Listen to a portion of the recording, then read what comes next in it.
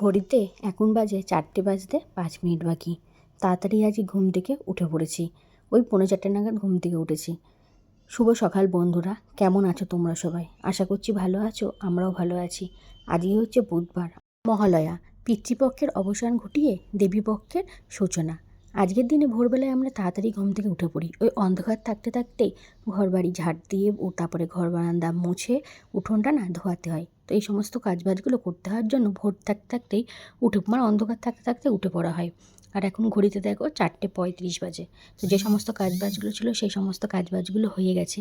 এই দিনটায় না মা আর আমি একসঙ্গেই উঠি। মানে আমি উঠে পড়ি, যে মাকেও ডাক দিই, কেননা আমার অন্ধকারটা একটু বেশি ভয় লাগে।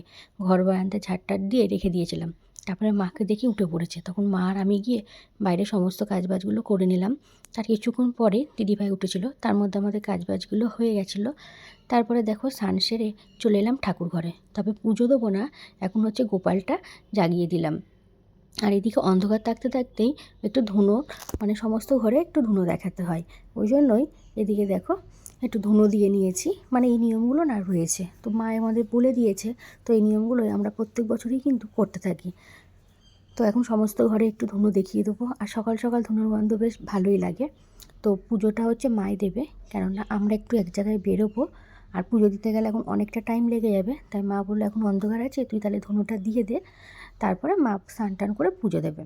তাই ভাবলাম চলো তাহলে সমস্ত জায়গায়, মানে ঘরে তারপরে বাইরে একটু ধুনোটা দেখিয়ে দিই। তারপরে দেখো অনেকটা টাইম ছিল হাতে, তাই আমার আলপনাও দেওয়া হয়। তাই মাকে বললাম তাহলে ঠাকুরের সামনে আমি আলপনা দিয়ে দিই। মা বললো তাহলে দিয়ে দে। আর মা গেছে হচ্ছে স্নান করতে। তো ঠাকুরের সামনে আলপনা দিয়েছি। আর আলপনাটা না আমি খুব একটা ভালো দিতেই পারি না। মানে সমস্ত কাজ সবাই যে করতে পারবে সেটা কিন্তু নয়। আলপনাটা বা দিদিভাই খুব সুন্দর দিতে পারে।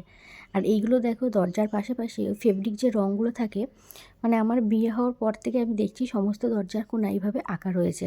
তো কে এঁকেছে এগুলো আমি জানি না, তবে প্রত্যেক বছর এই দিনটাতে এগুলোর উপরে আবার আলপনা এভাবে দেওয়া হয়। আবার লক্ষ্মী পুজোর দিনেও কিন্তু, মানে আমাদের বাড়িতে আবার যেনকা লক্ষ্মী পুজোর দিন লক্ষ্মী পুজো হয় না, ওখানে কালী পুজোর দিন অলক্ষ্মী বিদায় করে কিন্তু লক্ষ্মী পুজো হয়, সেদিনকার দিনেও কিন্তু আবার আলপনা দেওয়া হয়। তো এর আঁকা যেহেতু রয়েছে তো আমার সুবিধাই হচ্ছে, তো এর ওপরে এখন আলপনাগুলো দিয়ে দেবো। আমাদের ঘরের মেঝেতেও না এরকম একটা বড় আলপনা করা ছিল ফেব্রিক রং দিয়ে। তারপরে মুছতে মুছতে না সেই রংটা উঠে গেছে অনেক দিনই, কিন্তু এইটাই না উঠতে চায় না। তারপরে দেখো এদিকে হচ্ছে আলপনা যেগুলো দিয়েছি সেগুলো আমি তোমাদেরকে দেখাচ্ছি। আরও একটা নিয়ম আছে জানো তো, মানে পুজো দেওয়া যখন কমপ্লিট হয়ে যাবে সমস্ত ঘরের দরজায় দরজায় মানে চন্দনের ফোঁটা, তারপরে সিঁদুরের ফোঁটা, এগুলো দিতে হয়। তো প্রত্যেকবার পুজোটা বিয়ে হওয়ার পর থেকে 1 বছর আমি দিইনি, তারপরের থেকে আমিও দিয়ে থাকি। তো এবার যেহেতু থাকছি না, তো মা দিয়ে দেবে। তো আমি আর তোমাদের দাদাভাই একটু বেরোবো। মন্দিরটায় দেখো আলপনা দিয়েছি, মন্দিরে আলপনাটা কিন্তু খুব সুন্দর হয়েছে, তাই না বলো? মন্দিরটাতে না তুলসী গাছ রয়েছে, কিন্তু আমাদের বাড়িটা তো খোলামেলা, ওই জন্য না ছাগলের গাছ খেয়ে নেয়। ওই জন্য মা আবার তুলসী গাছটাকে এভাবে চট দিয়ে মুড়িয়ে রেখেছে। তাও না ছাগলগুলো খুব বদমাইশ, তাও এসে এসে মন্দিরটার উপরে উঠে গাছ খেয়ে যায়। আর এই দিকটায় দেখো বেশ কিন্তু এখনও অন্ধকার অন্ধকার, মানে এখনও কিন্তু ভালোভাবে আলো হয়নি। এদিকে চা বসিয়ে দিয়েছি, বরমশাইকেও ডেকে দিয়েছি। আর তারপরে দেখো মা এদিকে হচ্ছে এখন ফুল তুলছে। তাই ভাবলাম চলো তোমাদেরকে দেখিয়ে দিই। গাছেও বেশ এখন বেশ ভালোই কিন্তু ফুল ফুটছে।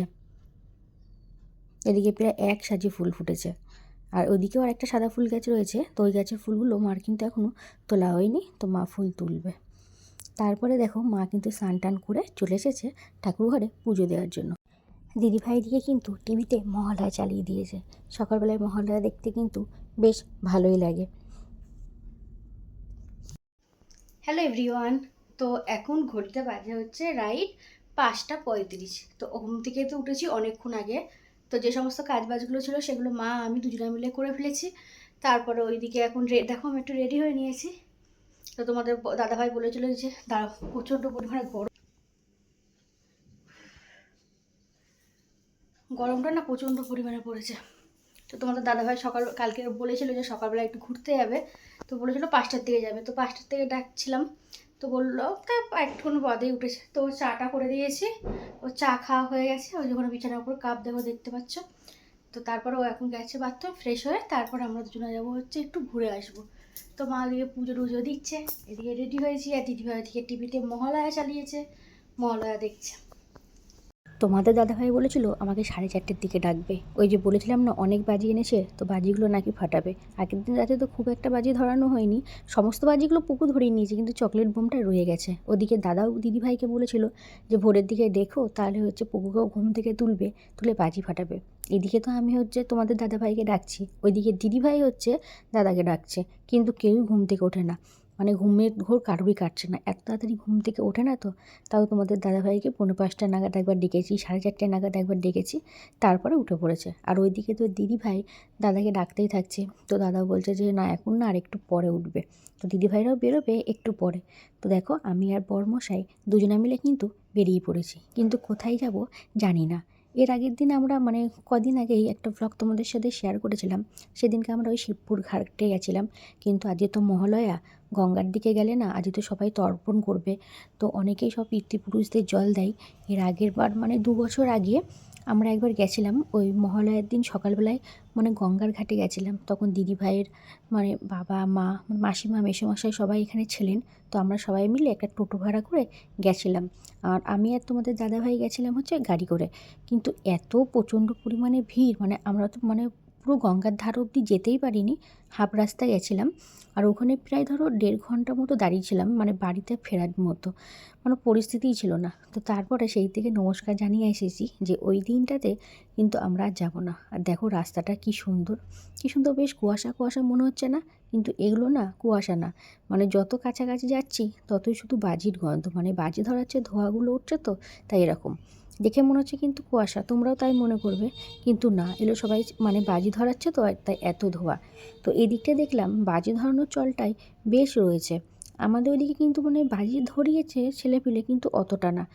তারপরে দেখো অনেকটা রাস্তা আসার পরে এদিকে এখন হচ্ছে দুটো চা নিয়ে নিয়েছি, আমি আর তোমাদের দাদাভাই এখন চা খাবো। তো চা খেয়ে তারপরে কিন্তু বাড়ি যাব না, আর একটু আর জায়গায় ঘুরবো, বেশি বাজে না তো, এখন ওই 5:45 মতো বাজে, তাই বললাম চলো আর একটু ঘুরে আসি। তারপরে আমরা ওই দিক দিয়ে গিয়ে এসে পায়রাডাঙ্গার ওদিকে যাইনি, পায়রাডাঙ্গার গেটটা পার করে চলে এলাম বাজারে। পায়রাডাঙ্গা বাজার থেকে বাজার করব, এখানে নাকি সবজি বাজার খুবই সস্তা। তো এখানে নাকি পাইকারি সবজির দোকান, তো বেশি কিছু নেবো না। তো এখান থেকে নিয়েছিলাম শাপলা, পটল আর একটা কী বেশ নিয়েছিলাম, নিয়ে দেখো বেরিয়ে পড়েছি। হঠাৎ করে না ওয়েদারটা চেঞ্জ হয়ে গেল, পুরো একদম মেঘলা মেঘলা। আর তোমাদের দাদাভাইও বাইক জোরে চালাচ্ছে, আর বাইক জোরে চালালে আমার প্রচণ্ড পরিমাণে ভয় লাগে, বলছে নাহলে বৃষ্টি এসে যাবে। তো দেখো বলতে বলতে কিন্তু বৃষ্টি শুরু হয়ে গেছে, তাই বলছিলাম যে চলো চলে যেতে পারবো, কিন্তু দেখলাম যে না, ঝমঝমিয়ে বৃষ্টি শুরু হয়ে গেছে। তাই এখানটায় আমরা দাঁড়িয়ে পড়েছি, আর ওই যে দেখো গাড়িতে রয়েছে শাপলাগুলো ভিজে যাচ্ছে। তো এইখানটায় আমরাও না আরও বেশ অনেকজনই দাঁড়িয়েছিল, দেখেছো কত জোরে বৃষ্টি শুরু হয়েছে। আর এমনিতেই নাকি পুজোর মধ্যে বৃষ্টি হওয়ার কথা রয়েছে, কালকে তো আবার খবরে দেখিয়েছে নাকি বৃষ্টি পুজোর থেকে বৃষ্টি শুরু হবে, একদম নাকি লক্ষ্মী পুজো অবধি চলবে। জানি না, ঠাকুর ঠাকুর করে যেন পুজোর মধ্যে বৃষ্টি না হয়, নাহলে পুজোর মধ্যে যদি বৃষ্টি হয় তো ভালো শাড়ি পরে কে বলে যাবে ঠাকুর দেখতে। এতটা পরিমাণে বৃষ্টি হচ্ছিল বাড়িতে আসতে পারছিলাম না, প্রায় 1.25 ঘন্টা মতো ওখানেই দাঁড়িয়েছিলাম। তারপরে যেই বৃষ্টিটা থেমেছে না কেন, সঙ্গে সঙ্গে বেরিয়ে পড়েছি, চলে এসেছি বাড়িতে। তো আমরা ভিজিনি, ওই জন্য স্নান করিনি, স্নান পরে করব। তো ওইদিকে দেখো দিদিভাই একটা বাটিতে পুকুর জন্য দুধ গরম করতে বসিয়ে দিয়েছে, তো পুকু এখন খেয়ে পড়তে যাবে। আর এদিকে আমি হচ্ছে দুধ গরম করতে বসিয়েছিলাম চা করব বলে। এখানে হচ্ছে 3টে দেখো দুধ চা রয়েছে, তো একটা মা খাবে, একটা আমি খাবো, আর একটা দিদিভাই খাবে। তো দিদিভাই খুব একটা চা খায় না, যখন ওই মাদার ডেয়ারি দুধ দিয়ে চা করা হয় বা যখন হয়তো ঠান্ডা ঠান্ডা লাগে তখনই দিদিভাই খায়। তো মাও বললো যে যে দুধ চা খাবে, তাই 3জনের জন্য 3 কাপ দুধ চা করে রেখেছি। করে দেখো মায়ের চা মাকে দিয়ে দিয়েছি, দিদিভাইকে দিয়ে এসেছি ঘরে। আর আমি আমার চাটা নিয়ে চলে এলাম আমার ঘরে, এখন জানলার ধারে বসেছি। আর বেশ হালকা হালকা ঠান্ডা হাওয়া দিচ্ছে, তো বেশ ভালো লাগছে। তো তোমাদের দাদাভাইকে ফোন করলাম, তো তোমাদের দাদাভাই বললো যে না এখন আর চা খাবে না, মানে যেহেতু আসার সময় চা খেয়েছিল, তো এখন আমি একটু চা খাই আর একটু বাইরের ওয়েদারটা একটু বসে বসে দেখি, তারপরে বাদবাকি কাজবাজ। তো সকালবেলায় ঘুরতে গেলে না দেখবে মনটা কিন্তু বেশ ভালো হয়ে যায়। তো এখন একটু মহালয়াটা টিভিতে দেখলে ভালো লাগতো, কিন্তু আর দেখলাম না। তারপরে দেখো দিদিভাই দেখো রান্না বান্না বসিয়ে দিয়েছে। তো সকালে করেছিল আলু দিয়ে পটল দিয়ে এখানে একটা তরকারি করেছে, আর হচ্ছে এখানে দাদার জন্য পরোটা ভাজছে। আর সকালে রুটি করেছিল, যেহেতু দাদা হচ্ছে ফুটিটা খুব একটা পছন্দ করে না। দাদাকে দুটো পরোটা কিন্তু একটু ভেজে দিলেই তেল দিয়ে দাদা সেটাই ভালো খায়, তাই দাদার জন্য এখানে পরোটা করছে। অনেক দিন বাদে সেজমা দেখো আজকে আমাদের ঘরে এসেছে। মানে নাতি নাতনি হয় এত ব্যস্ত হয়ে গেছে যে এখন আমাদের ঘরে কিন্তু আসতেই পারে না। তো যা যা রান্নাবান্না হবে সমস্ত সবজিগুলোই আমি এখানে কেটে দিয়েছি। তো বেশি কিছু আজ রান্না হবে না, মায়ের জন্য কচুর ঝোল হবে, শাপলা হবে, আর আলু আর উচ্ছেটা দিয়েছি এদিকে সেদ্ধ হওয়ার জন্য, আর হয়তো ডিম রান্না হবে। মায়ের দেখো ওদিকে পুজো দেওয়া হয়ে গেছিলো, তাই মা এখন সবাইকে প্রসাদগুলো দিচ্ছিলো। আর এই ছানার গজা খেতে না আমার বেশ ভালো লাগে। আর এইদিকে দেখো শাপলা কেটে কিন্তু হয়েছিল এক কড়াই, আর ওটা সেটা নরম হতে হতে একদম অল্প একটু হয়ে গেছে। বিছানার উপরে এত কম্বল এত জিনিসপত্র দেখছো তো, ভাবছি এগুলো কোথা থেকে আসছে। দাঁড়াও দাঁড়াও, তোমাদেরকে সবটাই বলবো। এদিকে দেখো আমাদের একটা আলমারি রয়েছে, তো এই আলমারির ভেতরে এত সব জিনিসপত্র থাকে, তো এটাকে এখন ফাঁকা করা হয়েছে। তো কেন ফাঁকা করা হলো এটা, সেটা আমি তোমাদেরকে অন্য ভ্লগে বলবো।